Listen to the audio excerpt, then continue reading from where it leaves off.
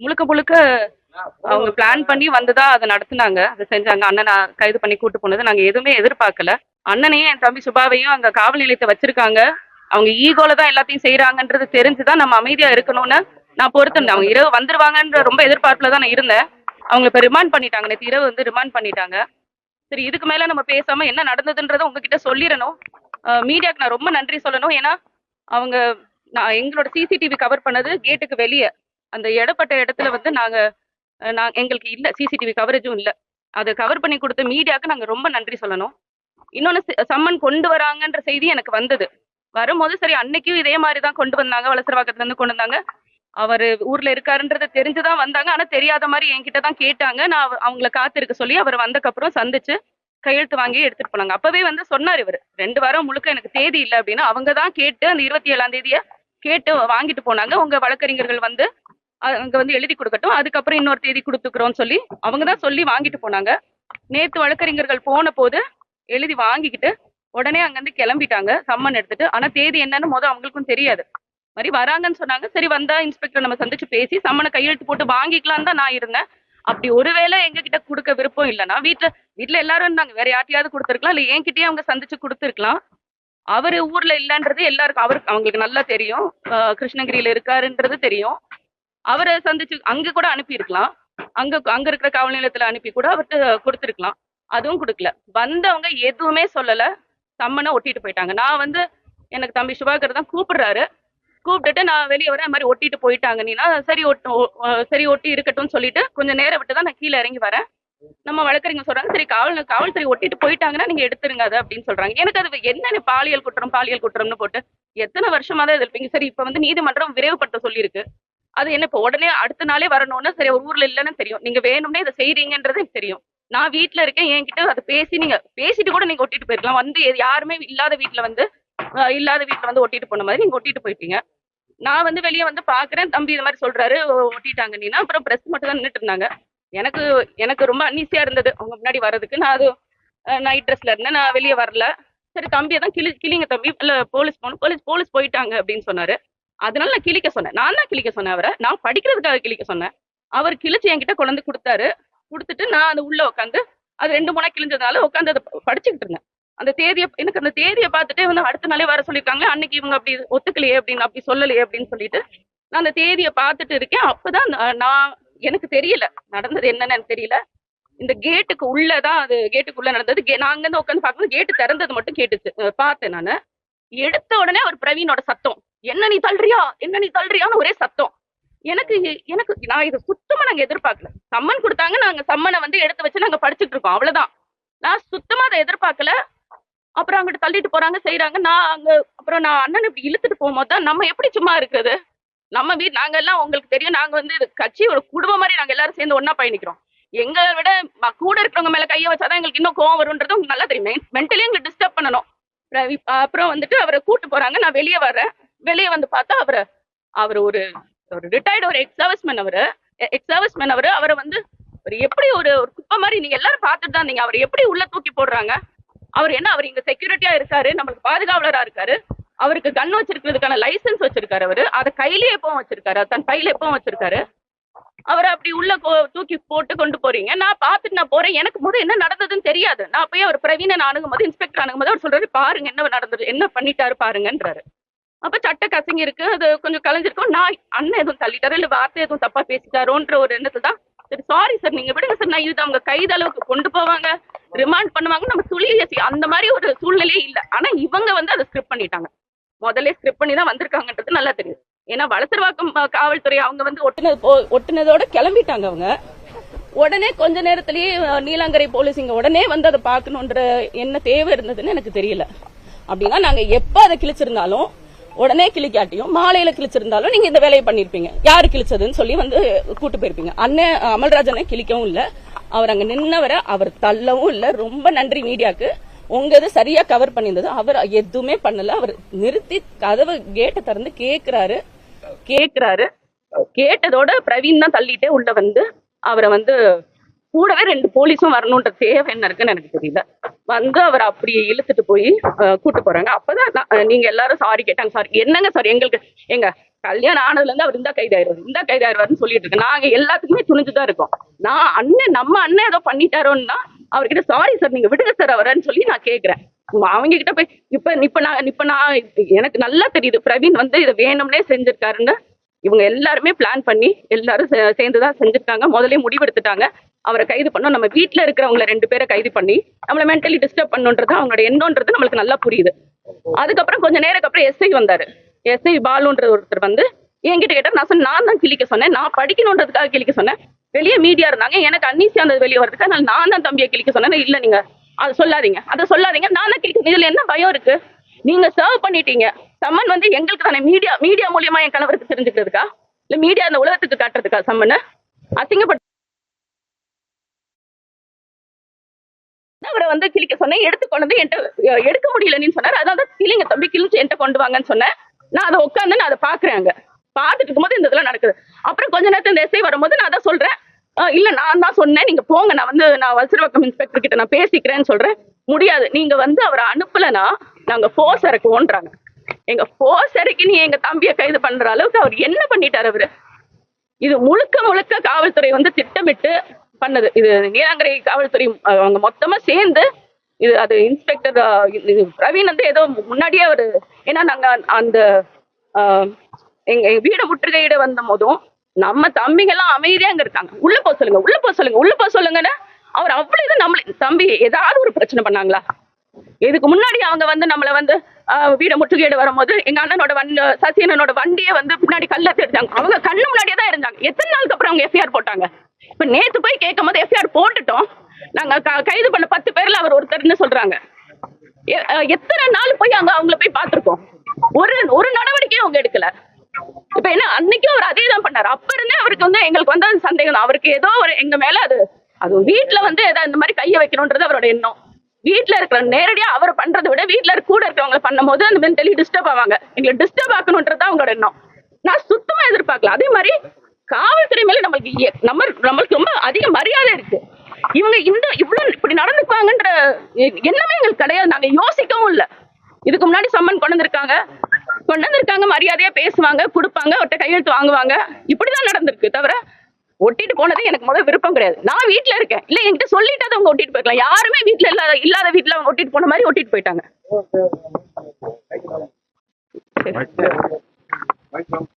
அதான் அதுக்கப்புறம் தான் நான் வந்து அவர் ஃபோர்ஸ் இறக்கும் அப்படிலாம் சொல்லும் போது எனக்கு நல்லா தெரியும், நம்ம வழக்கறிஞர்ல இருந்து நம்ம கட்சி பிள்ளைங்க எல்லாருமே வந்துட்டு இருக்காங்கன்றது எனக்கு தெரியும். எனக்கு இதை வந்து அவங்க சென்சிடைஸ் பண்ணணும், 2 பேருக்குள்ள ஒரு பிரச்சனையை உண்டாக்கி நம்ம பிள்ளைங்களை கைய வைக்கணும்ன்றது அவங்க முடிவு எடுக்கிறாங்கன்னு தான் எனக்கு தோணிருச்சு. அதனாலதான் நான் வந்து சுபாவை சரிங்க தம்பி நீங்க போங்க நம்ம பாத்துக்கலாம்னு சொல்லி. ஆனா இது நான் ரொம்ப நம்பிக்கை வச்சிருந்தேன். அவங்க இரவு வந்துருவாங்கன்னு நான் நினைச்சிட்டு இருந்தேன்.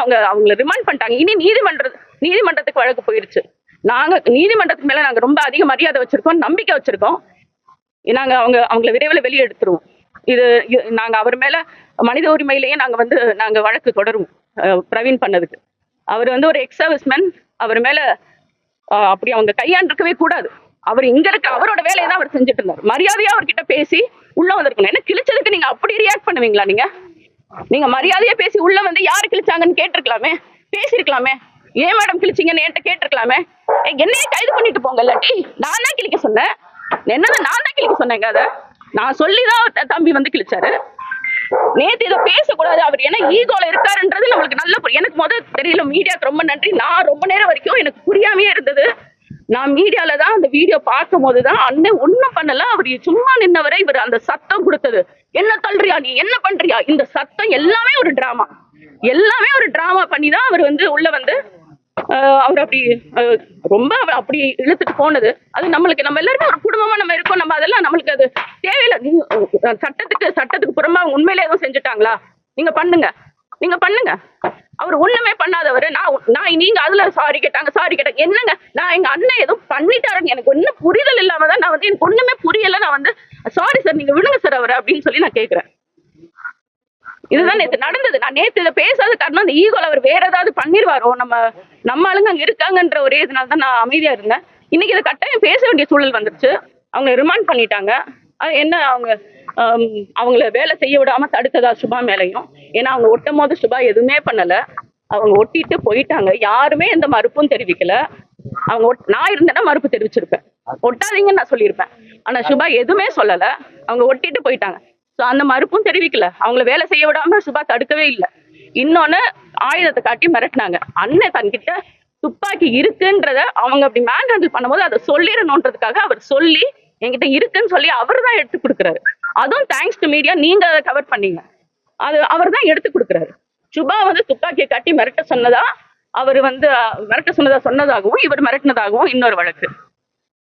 சுபா விவகாரத்துல நடிகையை பயன்படுத்தி முடக்க நினைக்கலாம்.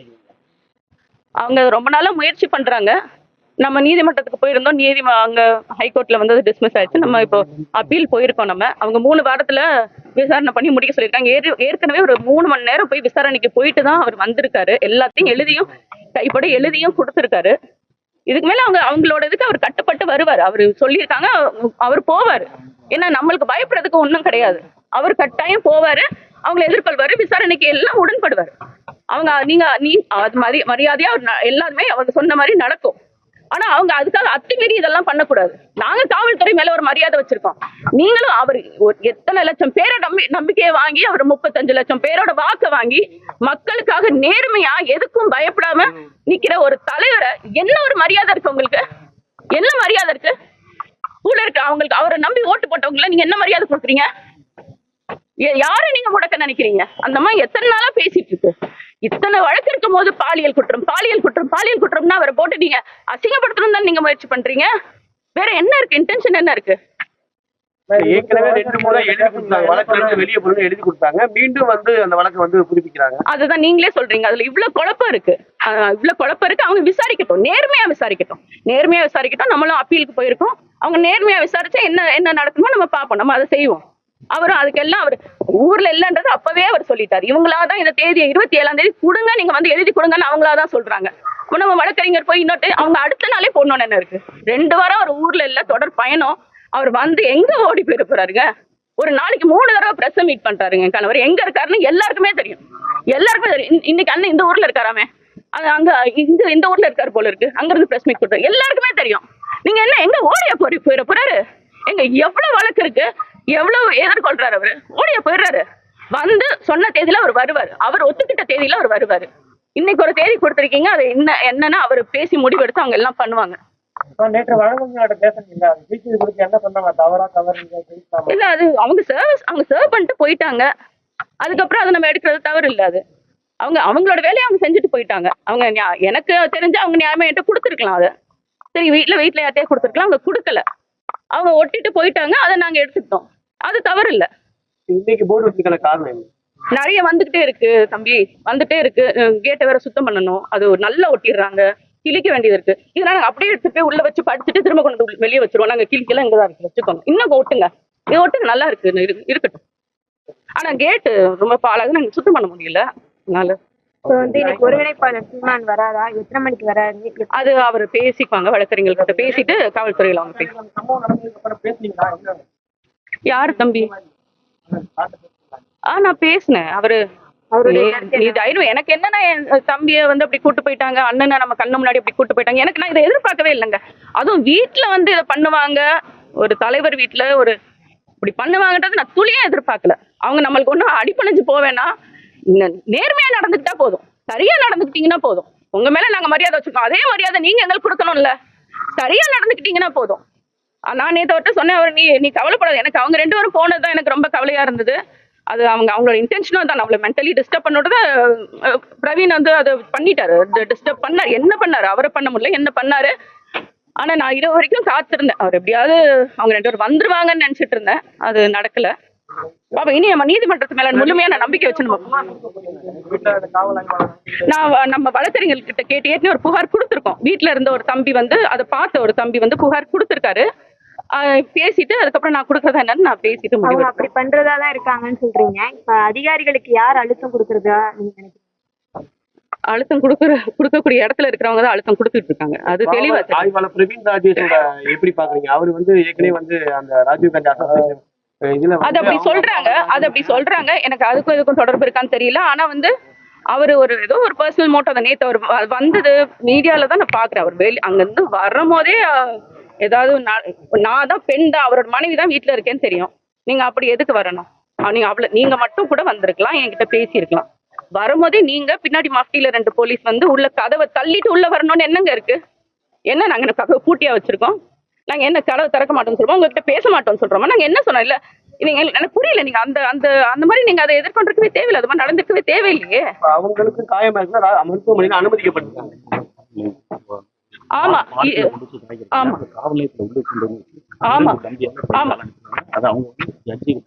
மேஜிஸ்ட்ரேட் ஆமா நேத்து சொல்லியிருக்காங்க. இதை நான் சொல்லணும்னு நினைச்சிட்டே இருந்தேன். நேத்து தம்பியும் சுபா தம்பியும் அண்ணன் அமல்ராஜனும் அது மேஜிஸ்ட்ரேட் கிட்ட தான் சொல்லியிருக்காங்க. இங்க இருந்து அவங்க நேரடியா அங்க காவல் நிலையத்துக்கு கூட்டு போகல.